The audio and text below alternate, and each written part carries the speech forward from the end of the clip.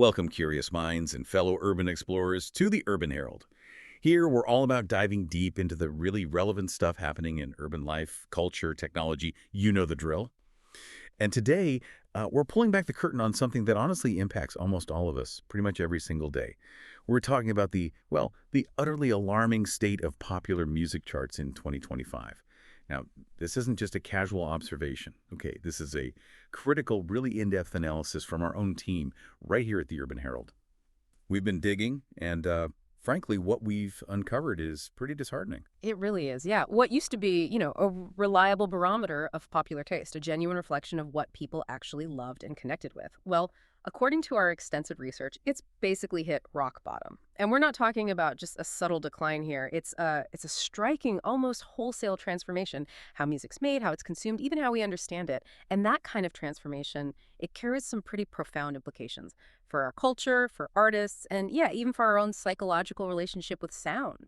You know that feeling, right? I mean, who hasn't felt this? Yeah. You're just going about your day, maybe you put on Spotify's top 10, expecting something, I don't know, fresh, engaging, and suddenly you're just questioning everything. The quality, the sheer sameness of it all, it just hits you. It's almost like this moment of profound sonic, like existential dread. Yeah. You actually think, is this really what we're all listening to now? You've absolutely nailed it. That feeling is real. And look, this isn't just about personal taste. Oh, I don't like this pop song. No. Our analysis clearly shows a systemic collapse, a system where, well, creativity seems actively stifled, where innovation is maybe an afterthought if it's thought of at all. And the quality of the music that's being widely consumed, it has undeniably plummeted. Our report actually uses the phrase, like watching a car crash in slow motion. That's how it feels for your faith in humanity's collective taste in music. It's that jarring, that hard to watch. Wow. Okay, so it's much deeper than just, say, a bad algorithm or a few terrible songs. Our team called it a perfect storm of factors. Yeah.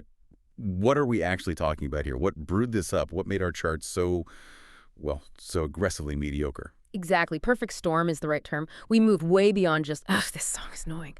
We looked for the real forces at play, so we're dissecting everything. From TikTok's frankly overwhelming viral pull to Spotify's often quite insidious algorithms and, yeah, the brutal economics of the mic to streaming industry. And crucially, we're going to connect all of this to the really profound cultural and psychological costs of this whole shift. Our mission here is to give you not just what is happening, but really get into why it matters for our collective musical future. Okay, let's unpack this. All right, let's jump right into the heart of that perfect storm. If you're looking for maybe the most obvious culprit, the platform that has most aggressively reshaped how music even reaches us, it really has to be TikTok. This platform, which our report jokingly calls an algorithmic black hole. This is where these little 30-second clips now basically dictate entire musical careers. Yeah. It decides what we consider a hit, and that's just an unprecedented level of influence. Oh, absolutely, and the data. It emphatically backs that up. According to TikTok and Luminate's latest music impact report, this is recent data, a staggering 84%. 84. Wow. Of all songs that entered the Billboard Global 200 in 2025 went viral on TikTok first. Just let that sink in for a second. That's incredible. It's not just a number. It represents a seismic shift, a fundamental change. It basically means that the traditional gatekeepers, radio programmers, established music critics, even those seasoned A&R reps finding talent, they've largely been replaced, superseded by an algorithm. And that algorithm, it prioritizes quick engagement, that fleeting viral spark, often over, actual musical substance. 84%. Oh, that's almost everything hitting the charts. Totally. So it's not just us listeners affected. Artists themselves, especially independent ones, they must be feeling this immense pressure to create only TikTok-ready content. How does that even work in practice? What does that look like? Well, it fundamentally changes their whole creative process. It has to. Our deep dive revealed that many artists now feel this huge pressure to craft songs specifically for these little bite-sized hooks. They're literally abandoning traditional song structures. Things like bridges, they're becoming extinct. Intros are skipped entirely. Outros treated like an afterthought. It's all about grabbing attention within those first, maybe, 15 seconds. That's the window. It's a fundamental re-engineering of what a song even is. It really is like a kind of musical attention deficit disorder, as our report calls it. Songs aren't really crafted as complete artistic statements anymore, are they? With Emotional progression, a journey, they seem conceived primarily as these potential viral moments, little sound bites. Exactly. And that shift is, well, it's deeply problematic. It forces artists to prioritize some fleeting online trend over their own genuine artistic expression. That's why so much of the music we're hearing today, frankly, lacks depth. It feels like a collection of disconnected hooks rather than, a cohesive piece of art. And it's not just the artistic side, right? There's a really clear economic link here, too. The harsh realities of music streaming, the low payouts, they've created even more pressure for this kind of brevity, haven't they? Artists, labels, they figured out that shorter songs get played more often. More plays means more streams, which means more revenue. Simple math. That's exactly right. This practice, it's often called stream farming. It's a real thing. Songs are deliberately kept short, not for artistic reasons, but to maximize play counts. Our report referenced some BBC research from earlier in 2025. It showed most trending tracks still hover around that 3-minute mark, and some of the big viral sensations barely 2 minutes long. Right. It's just a stark illustration of how these commercial pressures can warp artistic intent. Song length becomes another variable for algorithmic optimization, not an artistic choice. Okay, so TikTok is clearly a huge piece of this puzzle, a massive piece. But what about Spotify's own algorithm? I mean, it promised us discovery, didn't it? A whole new era for artists. Has it actually become part of the problem now? Oh, it absolutely has, yeah. Insights we gathered from former Spotify employees, people who work there, they reveal a really troubling trend. The platform's relentless, and I mean relentless, pursuit of profitability has fundamentally compromised its recommendation systems. What started out as this potentially sophisticated blend of human curation and machine learning, well, in many ways, it's just devolved into an echo chamber, one that prioritizes familiarity, comfort, over genuine exploration. And the evidence for these Spotify recommendation issues is just, it's everywhere, isn't it? Our team's deep dive into user complaints, places like Reddit, other online forums, it painted a pretty clear picture. People reporting constantly that features like Discover Weekly, Daily Mix, even Song Radio, they're just recycling the same 100, maybe 200 tracks relentlessly, over and over. I saw one user our team quoted described their release radar playlist as 85% noise, literally. Rain sounds and brown noise instead of new music releases. Yeah, and it raises that important question, why? Why the stagnation? Glenn McDonald, he's a former Spotify engineer, actually helped develop their genre categorization system. He shed some light on this. He explained how the algorithm now tends to keep users within these increasingly narrow musical bubbles. So instead of encouraging real exploration, introducing you to genuinely novel stuff, it predominantly reinforces your existing preferences. But to the point of stagnation, Right. It's like having that friend, who only ever recommends restaurants you've already been to. It's safe, it's predictable, but it's utterly pointless if you're actually looking for something new. And it gets even more concerning when you look at that artificial playlist controversy our team uncovered. The idea that Spotify has reportedly been caught essentially seeding its own curated playlists with AI-generated content. And the motivation seems to be just to reduce royalty payments to real human artists.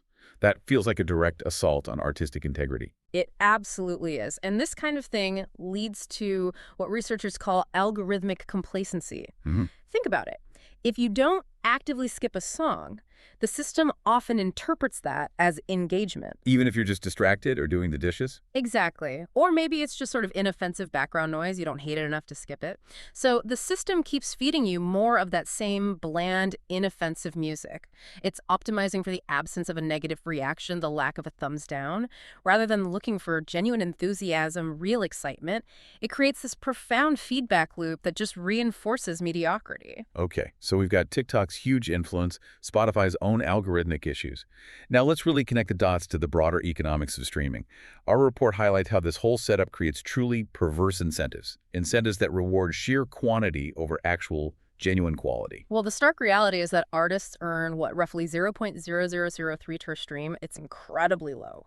And that incredibly low payout fundamentally shifts the focus. It moves away from creating lasting artistic statements towards just generating as many trackable plays as possible, any way you can. This financial pressure has led directly to the proliferation of what industry insiders now actually call stream bait. Stream bait? Yeah, stream bait. It's generic, often mood-driven music designed specifically for algorithmic playlist inclusion, often with very little regard for human enjoyment or, artistic merit. And this isn't just speculation, is it? There was that Business Insider investigation our team referenced. It revealed Spotify actively seeding its curated playlists with AI-generated music and tracks from these completely fake artists. Right. These phantom artists with names like Yanchi, which is just a barely disguised ripoff of John C. from Sigur Rós.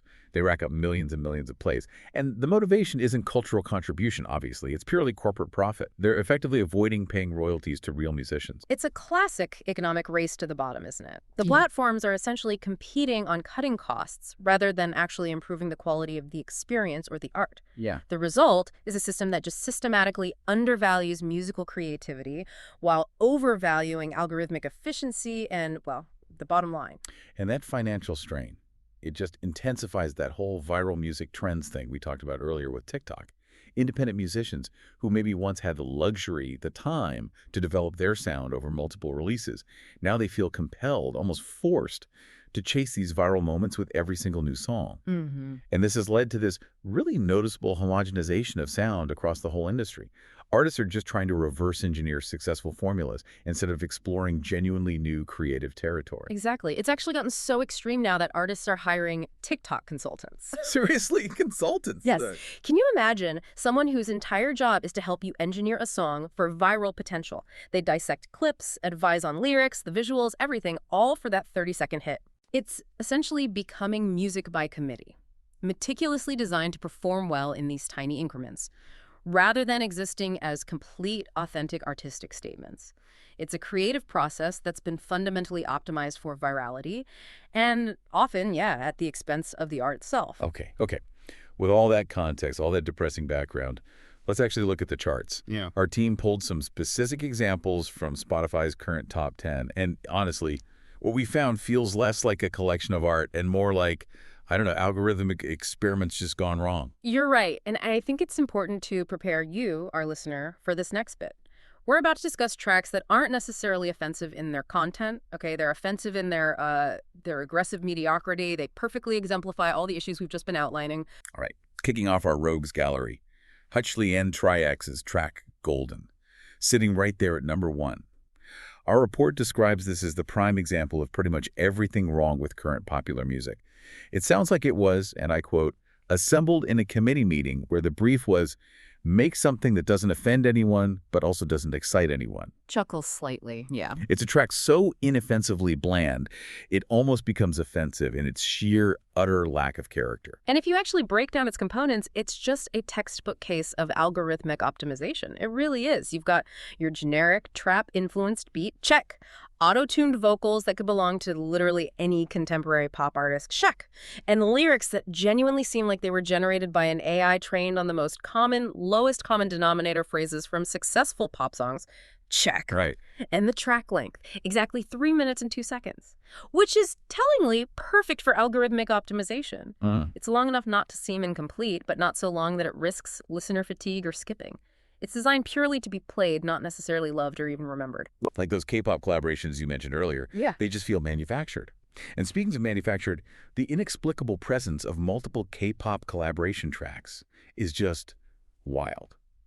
Now look, K-pop itself has produced some genuinely innovative and really exciting music, no doubt. But these specific collaborations, we're seeing chart so high. They often feel designed much more for merchandising opportunities, for market penetration, than for any genuine musical merit. They feel like products, plain and simple. Exactly. This is often Western labels attempting to, manufacture that K-pop magic through focus-grouped collaborations. And the results are, as our report aptly puts it, about as authentic as a $3 bill. It's harsh, but kind of true. Yeah. These manufactured collaborations really represent the worst aspects of music industry globalization, in a way. Instead of fostering genuine cultural exchange, they often create these sanitized products, stripped of unique cultural nuances, designed just to appeal to the lowest common denominator across multiple markets. You often hear these, English language hooks awkwardly paired with Korean verses. Right, that jarring patchwork. Yeah, creating this jarring linguistic patchwork that serves the marketing departments far better than it serves any kind of real artistic expression.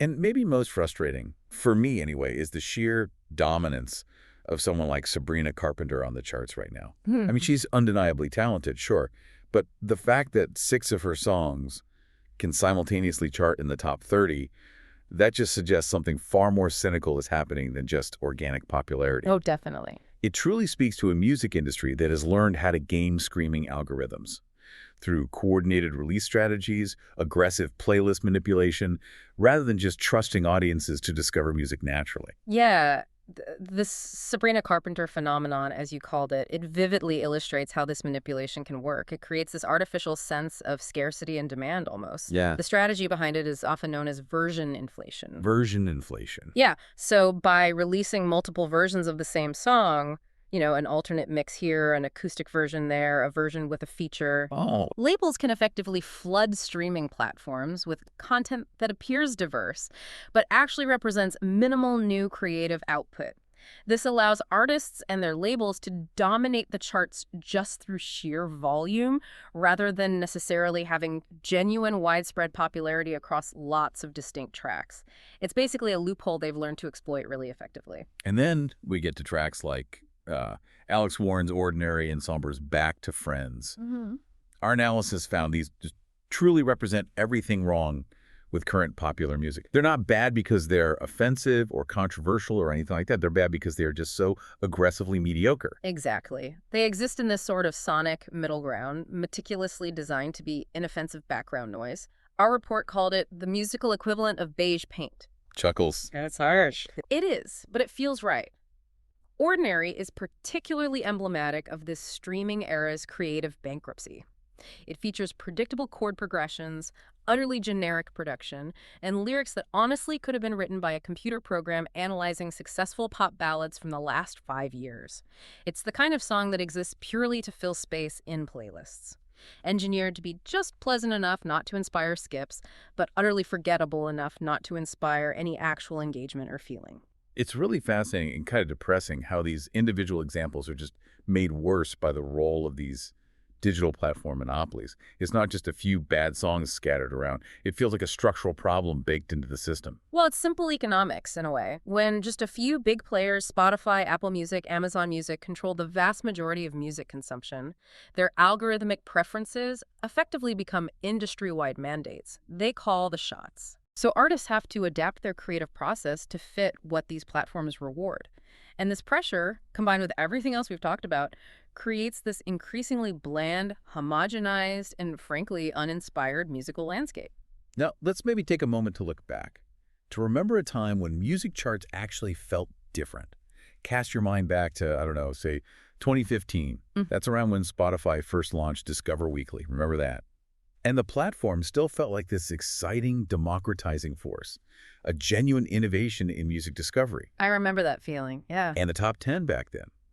It featured a genuine mix. You had established artists, sure, but also real breakthrough hits and often these really unexpected crossover successes. Things felt more varied. They absolutely did. Songs in that era, they largely earned their positions through a real combination of factors. Traditional radio play was still huge, obviously, but also genuine fan enthusiasm, organic word-of-mouth recommendations, things that existed largely outside of algorithmic manipulation. The music industry back then, the pre-2025 era, let's say, look, it was far from perfect, we know that. Sure. But it still maintained a clear separation between just commercial success and pure algorithmic optimization. Artists could achieve mainstream popularity through lots of different pathways. Radio, maybe music television back then, critical acclaim, driving buzz, or just grassroots fan communities building something up. And that diversity of routes to success, it actively encouraged musical experimentation and risk-taking, something we rarely see rewarded in today's top 10. That distinction feels so critical. Comparing that to today's chart, where a song's success often feels almost predetermined by its, its TikTok virality coefficient, Juggles, yeah. rather than its inherent musical merit or originality. Yeah. Now, people often bring up Lil Nas X's 2018 hit Old Town Road. It's cited as TikTok's first huge mainstream success story, and yeah, it certainly was. But our analysis points out that even that track, it had genuine novelty. It had personality. It wasn't just formula. Absolutely. Old Town Road was different. It was different because it broke rules rather than simply following some algorithmic playbook that didn't even really exist yet in the same way. The song was genuinely unusual, right? Combining country and hip-hop elements in ways that just hadn't been attempted on such a massive scale before. Right. And crucially, it sparked a real cultural conversation about genre boundaries, about racial representation in country music, about the very nature of musical authenticity. These deeper cultural dialogues, they're largely absent from today's algorithmically optimized hits. Those hits are designed mostly to generate fleeting engagement, maybe a dance trend, rather than meaningful discourse or debate. And, it's not just about our subjective perception or some kind of nostalgic longing for the good old days. We actually have scientific data that provides pretty sobering context for our current predicament. That's right. Our team looked at a study by the Spanish National Research Council. They conducted this really comprehensive analysis, looked at 500,000 popular music recordings, stretching from 1955 all the way to 2010. And their findings, they're quite stark, really. Timbral diversity, that's basically the variety of sound qualities or textures in music, it peaked way back in the 1960s and has been steadily declining ever since. Oh, since the 60s. Yeah. And similarly, harmonic complexity, the chords, the progressions, that's also decreased. While, maybe unsurprisingly, the overall loudness of music has increased, loudness wars. Our report describes this trend as the sonic equivalent of someone gradually turning down the complexity dial while turning up the volume knob. That's such a powerful image. Yeah. It really drives home the point that this isn't just about our personal preferences changing. It's a measurable decline in certain musical qualities. Precisely. The data clearly shows that popular music has become measurably more homogeneous, more predictable, and less adventurous over the past several decades. The streaming era, with its intense focus on algorithms and engagement metrics, hasn't necessarily caused this entire trend, but it has absolutely accelerated it. It's removed a lot of the friction that once existed, the things that separated casual listeners from maybe more meaningful or challenging music discovery. And thinking back to those earlier times again, there were also those, natural gatekeepers in the pre-streaming era. People like DJs, critics, record store clerks. And while, sometimes they were problematic, maybe elitist, they certainly offered something different than an algorithm. These were human touch points. Absolutely. And think about the value those human gatekeepers actually brought, even with their flaws. Radio DJs, the good ones, they often developed reputations for introducing listeners to genuinely new and interesting music. They brought human judgment, cultural knowledge. Yeah, you trusted certain DJs. Exactly. Music journalists. They served as important cultural intermediaries, helping audiences understand, maybe appreciate more challenging or innovative artists. They provided context that deepened the listening experience, and even record store employees.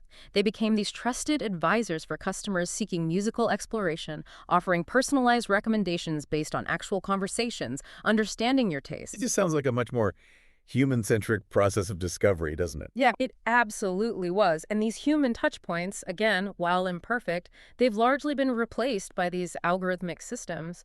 Now, these systems are undoubtedly more efficient at scale, no question, but they fundamentally lack the cultural context, the intuitive understanding that made human curation so valuable. So the result is a system that can predict what you might want to hear based on your past clicks, your past behavior. But crucially, it generally cannot introduce you to something genuinely surprising or challenging or truly transformative in the same way a human recommendation sometimes could.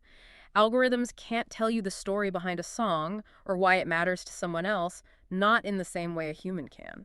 Okay, this brings us to a really interesting part of our analysis, and frankly, it's a bit of a cruel irony. It seems we, the listeners, are actually quite complicit in our own, musical imprisonment, for lack of a better term. It's not just the algorithms doing things to us. There's a deep psychological element at play here, isn't there? You're absolutely right. It taps into something called the mere exposure effect. It's a well-known psychological phenomenon.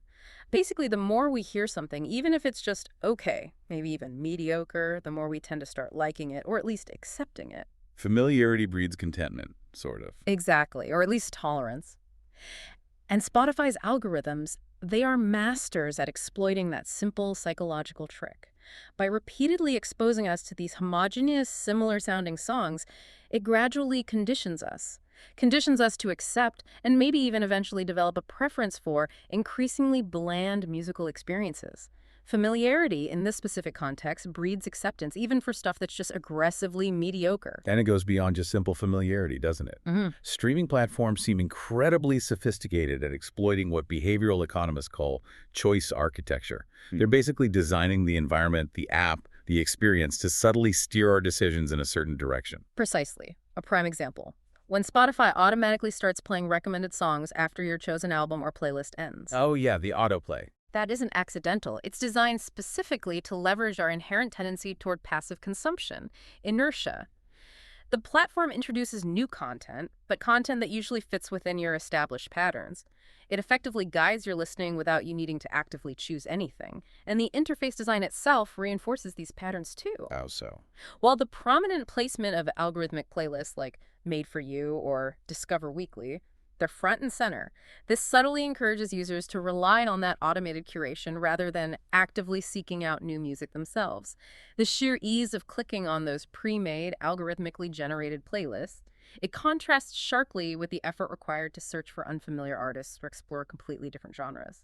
It makes the path of least resistance the most appealing option almost by default. So it's interesting because many users report feeling frustrated with their recommendations, right? We saw that in the forums.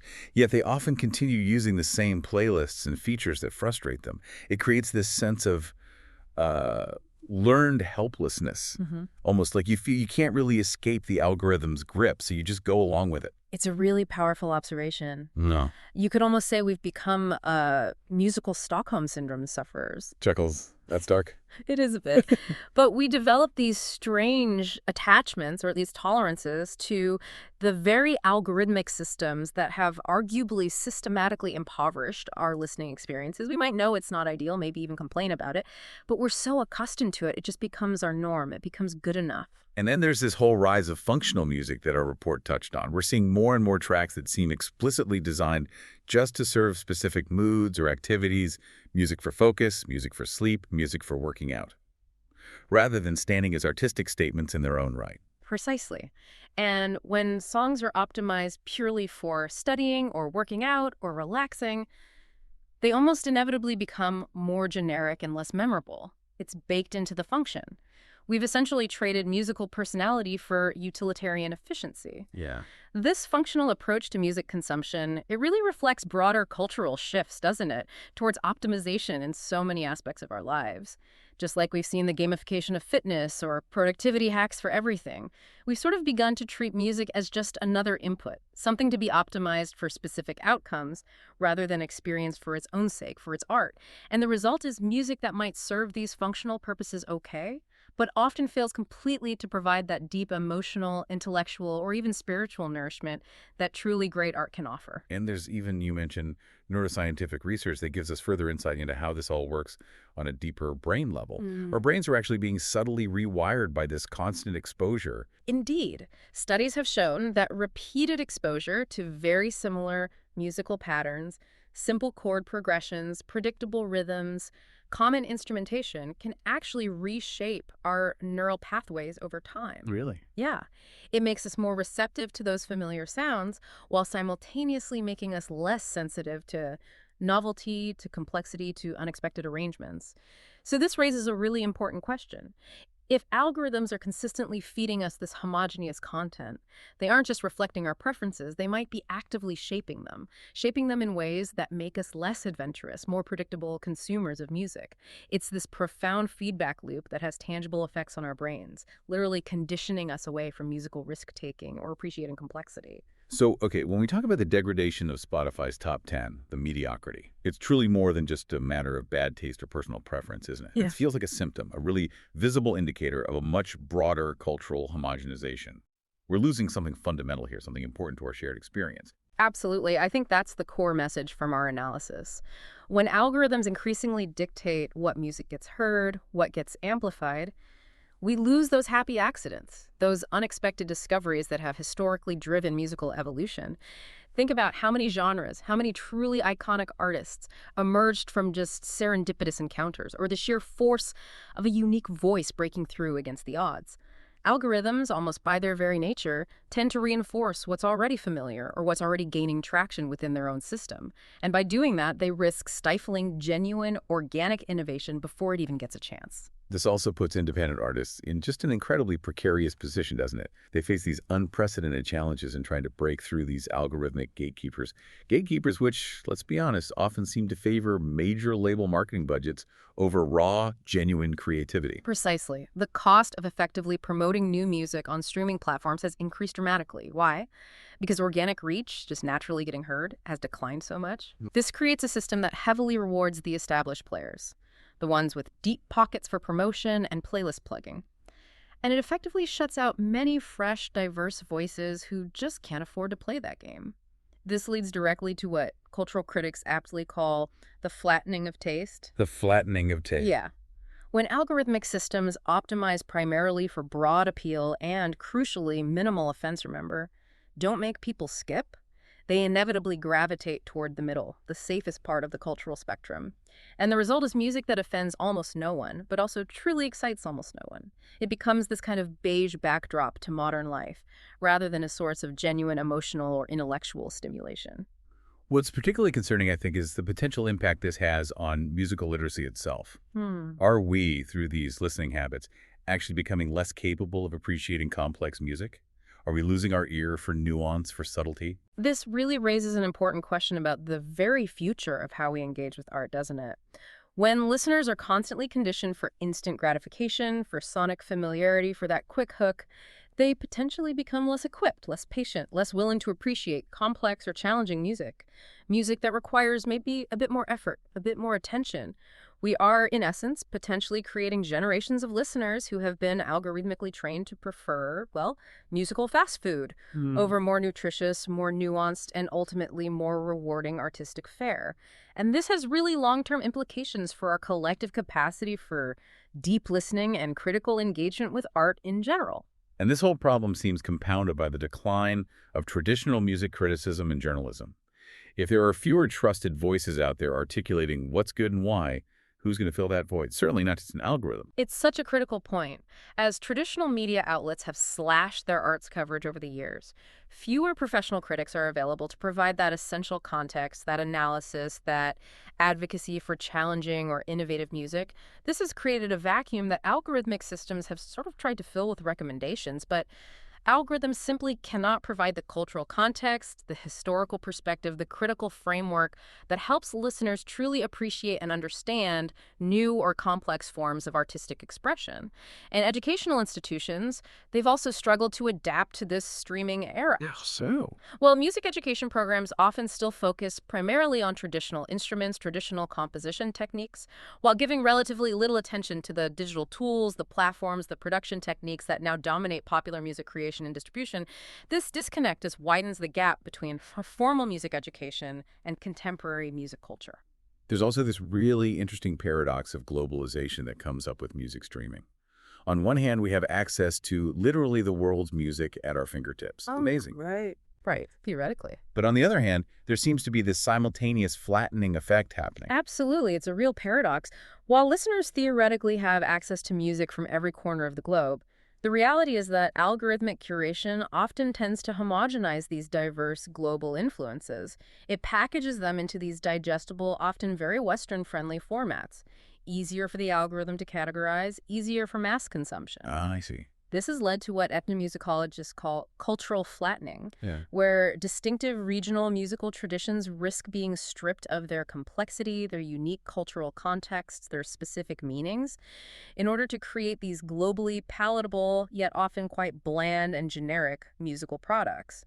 The incredibly rich tapestry of global music risks being reduced to just a series of easily consumable, predictable elements that fit neatly into playlists. Okay, wow. It all sounds pretty bleak when you lay it out like that.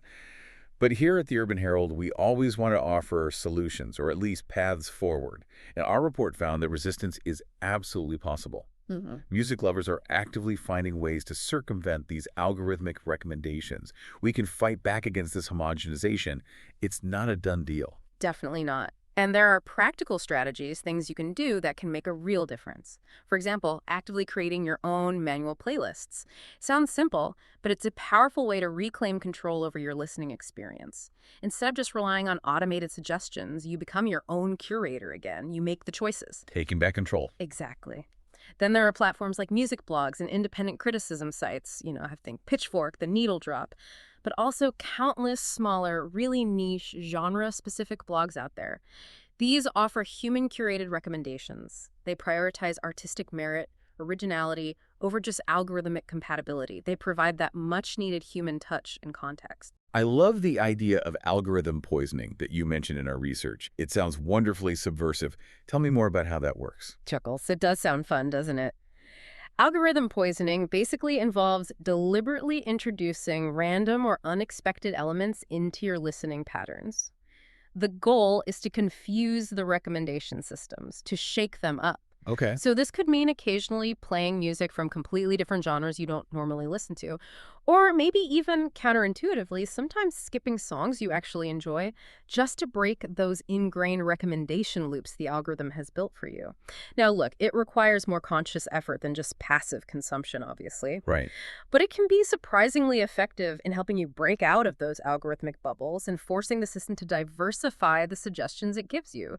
And furthermore, just actively using the dislike function or the hide song function more aggressively, that helps too.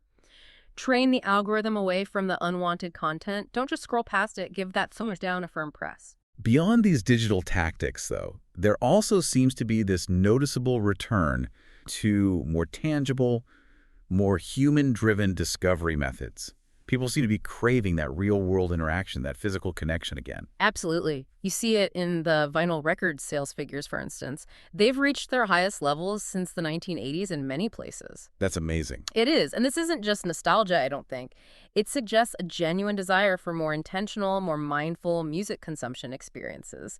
People are valuing the tactile experience of browsing physical music collections again, and they're valuing receiving recommendations from knowledgeable, passionate staff members in actual record stores. Yeah, that human connection. Exactly. And we're seeing a resurgence in traditional methods, too. Simply asking friends, hey, what are you listening to? Attending live concerts a huge one. Listening to terrestrial radio or internet radio stations that still have human DJs making choices. Exploring music through film soundtracks or TV shows. All these approaches, yeah, they require more active engagement, but they often yield far more satisfying, more surprising, and more meaningful results than just passively accepting whatever the algorithm serves up next. And it does seem like the backlash, the growing frustration with the declining quality of recommendations, it might be starting to prompt some platform-level responses. And the rise of alternatives. Maybe there's a glimmer of hope from the industry itself. Yes, thankfully there are some signs. Spotify itself, for example, has introduced some new features, like that updated Discover Weekly that allows premium subscribers to target specific genres or moods more precisely. That could potentially help users break out of their established listening bubbles if used right. And we're also definitely seeing the rise of alternative streaming platforms, places like Tidal, Bandcamp, even Apple Music to some extent. These platforms are gaining ground often precisely because they emphasize human curation more heavily or offer different economic models like Bandcamp. They're trying to strike a better balance between machine learning and human expertise, a balance that, arguably, Spotify, in its relentless pursuit of scale and profitability, seems to have largely abandoned. And the power of online communities, too. That seems like a crucial element in this fight back. People finding each other, sharing their passion. Oh, they absolutely are. Platforms like Discord servers dedicated to specific artists or genres, Reddit communities like Listen to This, various Facebook groups. These have emerged as really vibrant spaces for genuine music discussion and recommendation, real conversations happening. Right. These communities allow music enthusiasts to share their discoveries, discuss their listening experiences, build actual relationships around shared musical interest. They do it in ways that algorithmic systems simply cannot replicate. It's a return to that shared passion, that personal connection, that algorithms, by their very nature, struggle to understand or foster. It's truly organic and really powerful. So, okay, looking ahead then, can we actually save popular music from this slide into, algorithmic mediocrity? The future of music, it really seems to depend largely on whether streaming platforms can find or maybe be forced to find sustainable business models. Models that don't require sacrificing musical diversity and artistic merit just for algorithmic efficiency and profit. It's a critical challenge, absolutely. But I do share a cautious optimism. I really do. There are emerging trends that suggest a growing listener fatigue with this constant algorithmic homogenization. People getting tired of it. I think so. People are starting to recognize what they're missing. And that awareness, that's always the first step towards demanding change. One promising sign our research highlighted was that slight recovery in average song lengths that was observed in early 2025. It suggests that maybe some artists, some labels, are beginning to push back against that relentless TikTok-driven pressure for extreme brevity. Absolutely. And we're seeing concrete examples. Artists like Chappell Roan with Pink Pony Club, that's over 4 minutes long, or Lola Young's track Messy, nearly 4 minutes and 45 seconds. Right, real songs. Yeah. These tracks, and others like them, demonstrate that audiences will embrace longer, more complex tracks when they offer genuine emotional resonance, when they offer real artistic depth. It proves that there's still an appetite out there for more than just 30-second hooks. People still want to sink their teeth into a full musical meal, so to speak. And what about new technologies? Things like spatial audio, interactive music experiences, even AI-assisted composition tools are emerging constantly. These offer new possibilities, but how they're used is going to be absolutely key, right? They could either enhance things or, frankly, make them even worse. Precisely. These technologies will only improve popular music if they're strategically used to genuinely enhance artistic expression rather than just being another tool to optimize for algorithmic performance or cut costs. The real key, I think, lies in rebuilding the cultural infrastructure that once supported musical risk-taking and genuine discovery. What does that mean? It means actively supporting independent venues where artists can develop, investing in quality music journalism that provides context, fostering alternative platforms that prioritize artistic merit over just engagement metrics. And ultimately, it requires all of us as listeners to be more intentional about our own listening habits, to steadfastly refuse to accept algorithmic mediocrity as somehow inevitable. We're also seeing some maybe tentative but encouraging shifts within the industry itself. And in educational circles, it seems like maybe some of the bigger players are starting to realize the potential long-term consequences of all this. Yes, I think there's a growing awareness. Some music industry executives are beginning to recognize the long-term costs of relentless algorithmic optimization. Sure, a homogenized musical landscape might generate short-term profits through efficiency, but it ultimately diminishes the cultural value, the emotional significance, the meaning of music itself. And that's bad for business long-term, too. Right. This recognition has led to some increased investment, albeit maybe small, in artist development programs and partnerships with independent labels and exploring alternative curation methods. Additionally, educational initiatives aimed at improving musical literacy, critical listening skills, they could play a crucial role. By bridging that gap between traditional music education and contemporary digital music culture, we can help create more discerning audiences. Audiences capable of appreciating and demanding more complex and challenging music. And perhaps, eventually, Yeah. maybe we might even see some kind of regulatory intervention. Whoa. To address the sheer monopolistic power of some of these streaming platforms, it might take external pressure to really shift the needle significantly. That's a distinct possibility down the line, yeah. Antitrust investigations into major tech companies are ongoing in various sectors. It's not unthinkable that these could eventually extend more forcefully to their music streaming services. And that kind of intervention could potentially create opportunities for more diverse and competitive platforms to emerge. It could foster an environment where innovation and quality are prioritized more highly, rather than just market dominance, efficiency, and profit above all else. So really, despite all the sophistication, all the data points, all the processing power of modern recommendation systems and algorithms, our analysis here at the Urban Herald really emphasizes that there are just fundamental aspects of the musical experience that algorithms simply cannot replicate, cannot replace. This brings us right back to that crucial, irreplaceable human element. Absolutely. Human curation, whether it's a DJ, a critic, a friend, or even just your own active choices, it brings with it cultural context. It brings emotional intelligence. It brings an intuitive understanding that purely data-driven systems fundamentally lack. An algorithm can tell you what sounds similar to what you've heard before based on acoustic properties or user behavior, but it can't tell you what a song means within a specific culture, or how it connects to a particular moment in time, or how it might make you feel on a deep personal level based on shared human experience. It can't understand the nuances of a live performance's energy, or the cultural significance of a particular artist's journey in the way a human can. And there's that almost magical quality of serendipity, isn't there? That magic of stumbling upon something completely unexpected, something transformative, maybe through another person's passion. That's something algorithms, by their very design, just aren't built for. They're built for prediction, not surprise. Exactly. That serendipitous nature of human-mediated music discovery, whether it's through that friend's enthusiastic recommendation, a passionate radio DJ playing something out of left field, or a knowledgeable record store employee saying, hey, if you like that, you have got to hear this. That often leads to far more meaningful and lasting musical relationships. Yeah. These human touchpoints provide not just recommendations, but they often provide stories, context, a personal connection that profoundly enhances the listening experience. It makes the music stick. Algorithms can't share a personal memory tied to a song or explain the specific journey an artist took to create it, not in the same resonant way a human can. And live music in particular feels like a sanctuary in all of this. It seems largely immune to this kind of algorithmic mediation. It's almost a reminder of what music can and maybe should really be about. It is, and it's such a vital one. The resurgence of interest we're seeing in live performances and music festivals, it suggests that listeners are actively seeking out these irreplaceable human experiences. They want that direct connection with artists, that raw energy in the room, those spontaneous musical moments that simply cannot be predicted or optimized or replicated by any algorithm. Live music reminds us of the communal, shared aspect of appreciating art.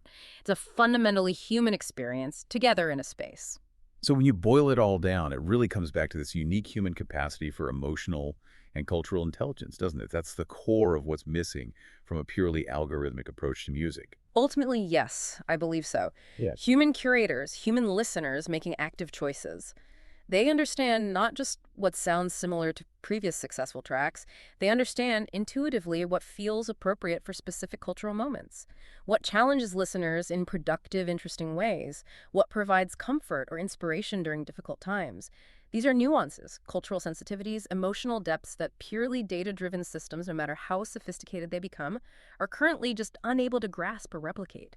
It's that irreplaceable human element of taste, of empathy, of cultural understanding that truly elevates music from mere sound waves into art. Hashtag outro. So to bring this all home, to wrap up our deep dive here at the Urban Herald, it leads us to one pretty undeniable conclusion, I think. Spotify's top 10 hitting rock bottom, this wave of mediocrity. It isn't just some random symptom of technological change. It's actually a direct reflection of our collective choices. Our choices as music consumers, as listeners. Yeah, every stream you contribute, maybe passively, to those algorithmically generated mood playlists. Every time you just accept the recommended mediocrity without pushing back.